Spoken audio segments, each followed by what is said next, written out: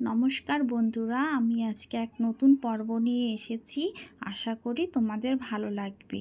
চলো দেখা যাক তাহলে আমি কি পর্ব নিয়ে এসেছি। ভালো লাগলে একটু সাবস্ক্রাইব করে পাশে থেকো।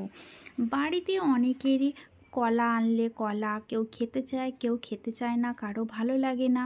তো এখন তালের সিজন, সবাই তালের বড়া খায়, কিন্তু সবার আবার তালের বড়াটা ঠিক ভালো লাগে না। তার জন্য বাড়ির কলাগুলো অপচয় না করে বা যারা ভালোবাসে এই কলা দিয়ে নতুন একটি রেসিপি, সেটা হলো কলার বড়া। আমি কলাগুলো নিয়ে নিয়েছি, তার সাথে দেখো উপকরণগুলো হচ্ছে একটু ময়দা, একটু সুজি, পরিমাণ মতো চিনি, যে যেরকম মিষ্টি খায়। তারপরে কলার ময়দা মিশ্রণটি ভালো করে মেখে নিয়েছি।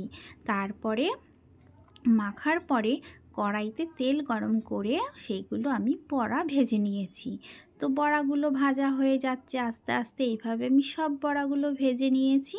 দেখেছো, আশা করি তোমাদের ভালো লাগবে। সবাই করে খেয়েও বাড়িতে কীরকম লাগলো জানি।